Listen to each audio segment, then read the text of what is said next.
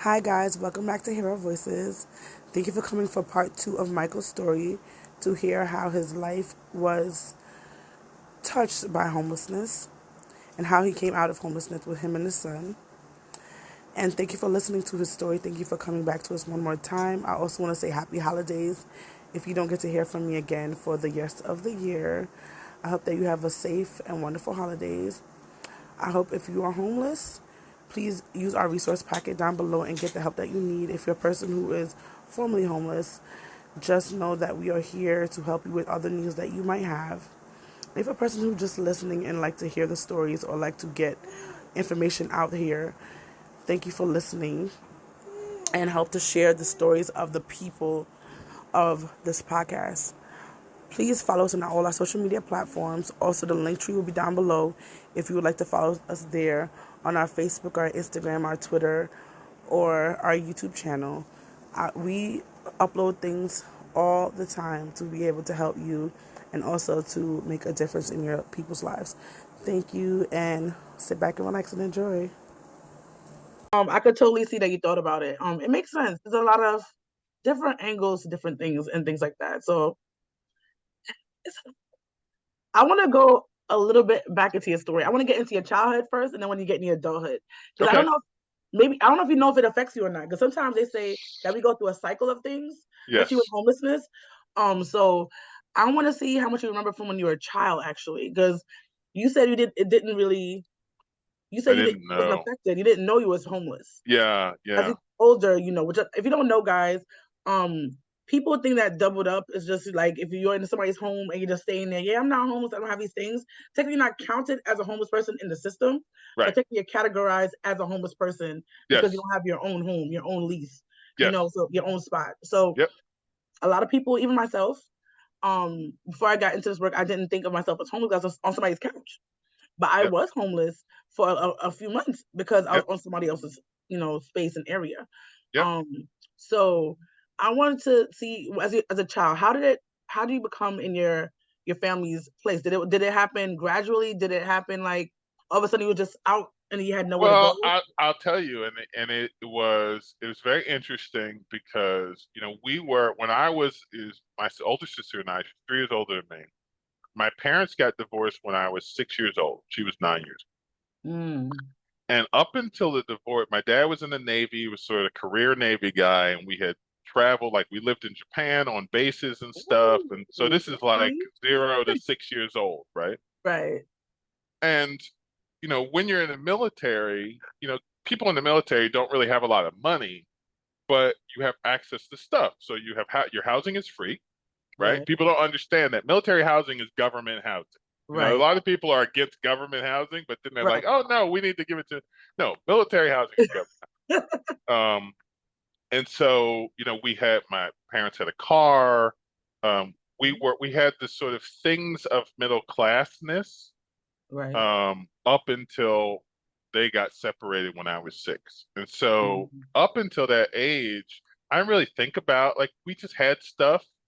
And not only was I young, but there wasn't a lot of lack of stuff. I mean, we weren't rich, but we had food or whatever. Right.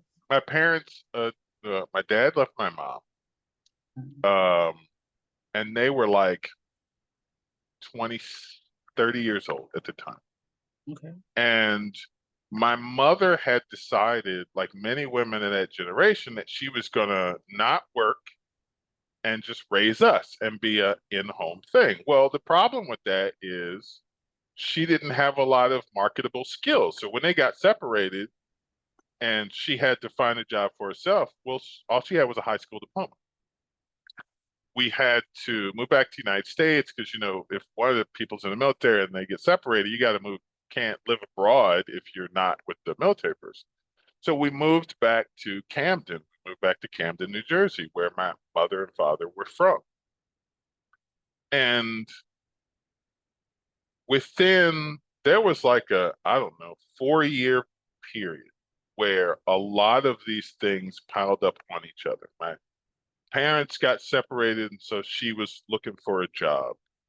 And then my mother all of a sudden um, got multiple sclerosis. Like All of a sudden, she's walking down the street and she trips and falls. And she goes to the doctor, and the doctor says, "Yeah, you have multiple sclerosis." And if you know anything about multiple sclerosis, it is degenerative. Like, there is no cure. It only gets worse. At the time, there were no drugs to treat it at all. Now they have some drugs that mitigate it. But it's sort of like Parkinson's or Alzheimer's, like where there's no cure. It's just a matter of how fast do you decline physically. And so within a span of 4 years, this 30-year-old woman with two kids went from sort of middle class wife with a husband living in Japan on a military base to she lost her sight. She had to use a wheelchair. We had to get on welfare.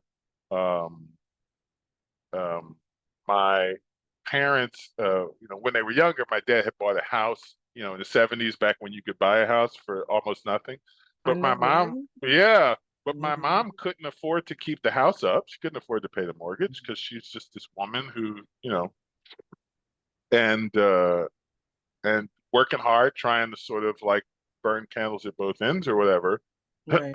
And I think one of the really most emotionally traumatic things for her as a kid, watching her go through it, even more than the divorce, was losing the house, was the That's bank coming and taking the house. That was a huge deal for her.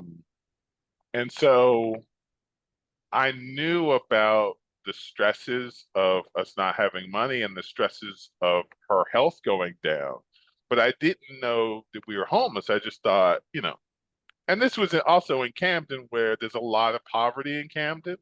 And mm, so it's almost a benefit sometimes when you're in a poor neighborhood where you don't have proximity to all the other people who have other stuff that you don't have.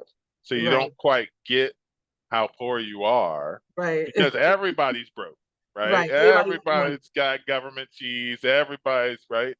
Right. Um, it wasn't until my teenage years when my mother, in an effort to get us to have a better education, she moved us.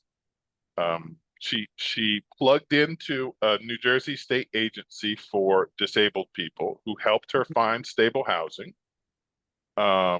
The New Jersey Commission for the Blind, Okay. and who shepherded her through a process of finding stable housing. And she moved us out of Camden into the suburbs because she thought, well, I want them to get a good education so they can go to college.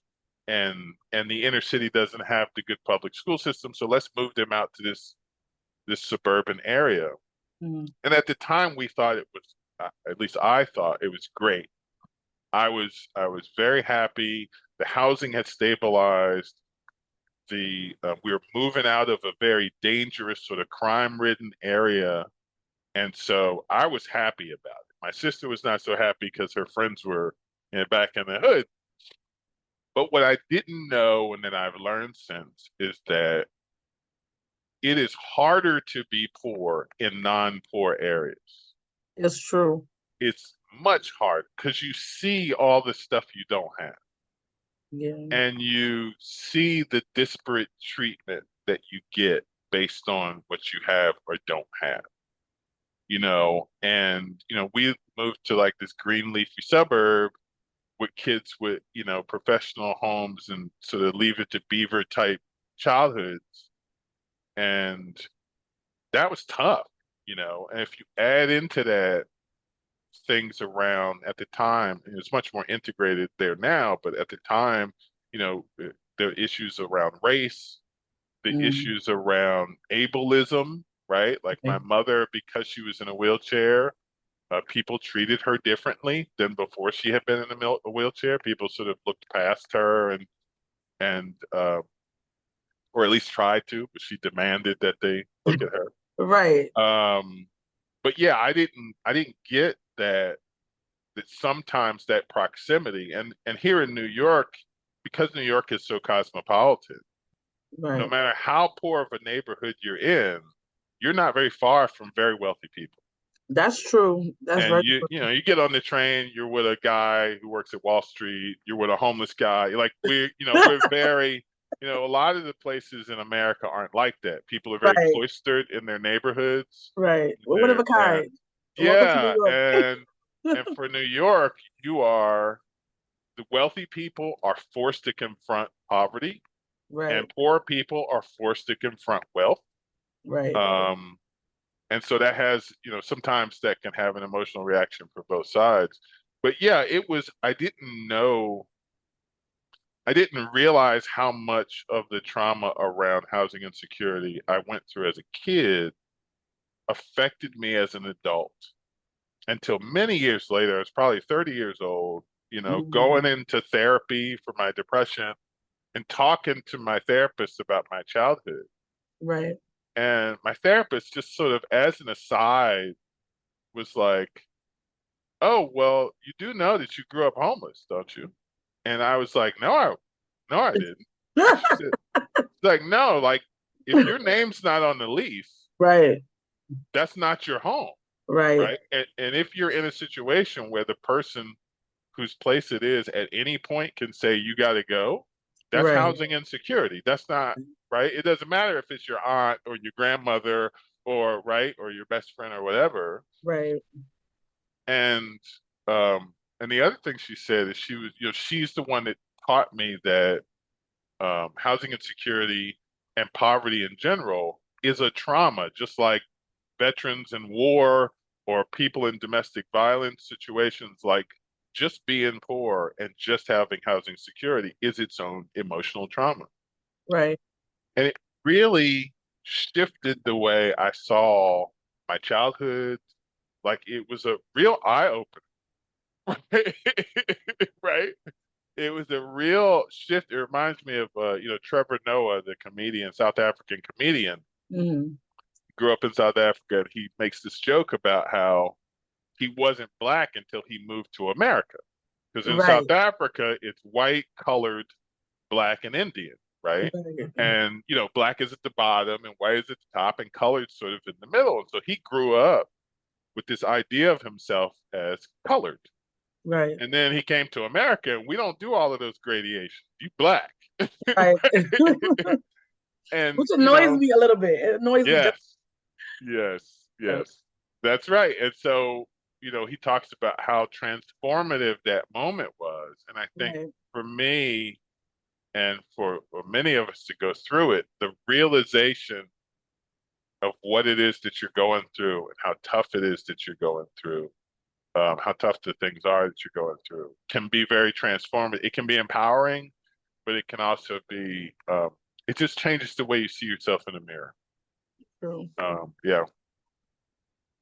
It's a very interesting, like it Mm. takes a whole person who's not connected to you to tell you that, you were homeless, right? Oh And yeah. your whole world just Yeah, and almost my crumbling around you, whole like, world. what? Well, and What are you the talking other about? thing, that happened that was amazing, and sometimes the universe will just like put stuff in front of you and be like, "I'm trying to tell you this thing," right? Right. I after I graduated from high school, I moved from New Jersey to San Diego. Ooh. I wanted to, my dad lived there at the time, wanted to get to know him, and I was tired of being cold. And if you grow up on the East Coast, the idea of like LA, San Diego is like dream. It's like heaven, right? 75 degrees, sunny Not all for year me, long. but for the Right, rest of the people, yeah. right. And so I moved to California, and I went to a community college there, tried to get myself together academically because I didn't do very well in high school, That's probably okay. because of all of this stuff that I was going through. Right. Um, I didn't. I worked in high school. I worked almost 40 hours a week Oh at wow. a restaurant because my mom got food stamps and it wasn't enough food stamps for us. Mm, And I was like, where can I get a job that food will be cheaper and I won't have to. This goes back to like ways in which my childhood influenced myself as an adult. Like right, I was trying to figure out a way to make the stress of my mom going through this less. Like, how can I make it easier on her? Because she's passed away since, but she was killing herself trying to like keep all this stuff together. And right. put up a brave front for me or whatever. And so like when I turned 15, I got a job as soon as I legally could. Right. And it wasn't because I wanted to work. It was because I was like, well, she only gets enough food stamps really for her. And Right. so I'll work at a restaurant and then I know at least I'll have food, right? That's true. And I worked probably more hours than was legally supposed to. Right. Didn't study in school. Anyway, I went I go to community college and I try to sort of get myself rebuild myself. And we were in an English class, and one of the books they made us read was a book called Savage Inequalities. Mm. It's by a guy named Jonathan Kozel, and he basically talks about how unequal the public education system is, like how these poor schools have no resources and how awful it is, and this isn't fair, and these rich suburbs have money or whatever. So anyway, we were assigned to read it. Right. One of the chapters in the book was Camden, New Jersey's public education system, Oh right? So here no. I am 3,000 miles away in some random English class, and we were assigned the reading, and I'm reading the book, and I'm like, wait a sec. He was in the school I had been in, and he was Wow. in the book, had interviewed people and teachers and administrators that I had had. And Mm. It it came was down like, on you. yeah, it was totally the universe being like, dude, like this is a thing. I don't care how far you go, you need to address these things that you've gone Right. through, you know. And I'm in this class, and it's, you know, I'm probably one of only two black people in the class. Oh I'm the only man. person that has lived in New Jersey, and they're like, well, tell us how it was, you know. Um, but yeah, it has really, I have tried to find stability, um, financial stability. I have worked jobs that I probably shouldn't have and were really bad for me physically Right. because of my childhood with that sort of instability. Right. Um, so yeah, it's had a lot of effects on me, and also I think in my relationships, um, I tried to be the kid when I was little who was like, okay, like, you know, my sister, she was, you know, she was a girl and she wanted things, and my mom would try to give it to her and she would complain or whatever. And I tried to be the kid that was like, fine with like, oh, what do you want for Christmas? Oh, nothing, I'm fine. I'm good, whatever you Um, give me, because I didn't want to add stress to my mom, burden. Yeah. right? And I have found that I have replicated that in my adult life where there Wow. were things that bothered me or Right. situations or things I wanted, and I didn't want to say I wanted it, even to myself, because I didn't want the disappointment of either not getting it or the stress of trying to get it or whatever. So there's definitely issues that sort of recycle, and they Mm. recycle enough that if you have the time to think about it, you know, these patterns, that you go, Right. oh, that's why I do that, right? And it doesn't mean that I don't still do it. Like I still, Right. right? Like it doesn't mean you stop, but at least the acknowledgement of what you're doing and going, oh, okay, right? And so even today, you know, my girlfriend will ask me, oh, what do you want for Christmas? And I'll be like, oh, no, you know, whatever you get me is fine. You know, or what do you want to eat for dinner? Oh, whatever you pick is fine. Like I don't like to, yeah. That might I be good though. She don't have to cook nothing fancy.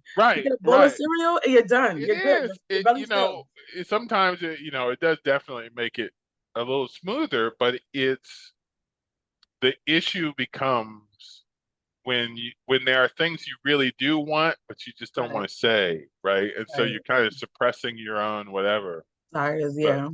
but yeah, I would encourage people listening. First of all, I encourage anyone who can to go to therapy. You don't have to have a mental health problem to go to therapy. Sure. Understand that therapy is like going to the gym for your brain, right? You don't have to be True. fat to go to the gym. You go to Right. the gym to stay in shape. right? Okay. And I think, we need to integrate mental health and just being sort of kinder to ourselves into agencies and organizations that deal with housing insecurity and deal with poverty, um, and take the stigma away from it. Um, a lot of us, come from communities of color that may have a lot of stigma around therapy or around mental health treatment. Right. Um, I know that for guys, certainly guys of the generation that I'm from, that there's a lot of stigma around asking for help Right. and appearing vulnerable, saying when something is overwhelming. So yeah, that needs to be part of how we deal with this thing. It's not just about building more houses and making sure people have stable jobs and treating substance abuse. It's also about taking care of ourselves, um, and being kinder to ourselves and demanding that people be kind to us. So That is definitely something to take out of this, guys. Mental health is a very important part of your life. You can't, without huge, your mental, you can't survive. Like, you need a brain to think, to huge. life. So if you Even don't keep if that, it's just sitting in the park on a bench for 5 minutes, getting off your phone, right. looking at the clouds, and just like, it doesn't have to be, you don't have to go on a vacation to Aruba to take care of yourself, although that's nice, right? No, it is But definitely nice. Oh, for yes, sure. If you can yes, but you go. can do little things for yourself, and have that cup of coffee in the morning, and sort of, I like to sit on my little balcony and have a cup of coffee and breathe and take a beat. Right. Um, so yeah, Self-care is important, guys. It yeah, really is. It all depends. Find out what you like and do those things. And yes, honestly, sometimes you can't even just think about it yourself. You need to go to somebody who's professionally, know how yes, to really dig into your life, your childhood. A lot of things you do as an adult, it happened when you was a child, and there's a yes. cause and effect dilemma to that thing. So could be good, it could be bad, and you won't really know why you might twirl your hair all the time because mommy was hurting daddy, but the only thing you had was your hair. You just never know why you do these Exactly. things Well, and until the thing is about therapists, that I had to learn was, you know, back in the day, people used to go to their priest or, their auntie or the bartender, like that was the therapist, right? barbershop. Yeah, Yeah, the yeah, barber shop yeah, or something like salons. Yeah, that. And the issue with those people, not just that they're not professionally trained, but right. it's about sort of proximity. Like you need to talk to people who have a bit of emotional distance from you That's true. and who can see things objectively, will tell you, like we talked about the Michael Jackson thing, like will tell you if you're doing something outrageous and won't sort of hide it because they're worried about damaging your ongoing relationship.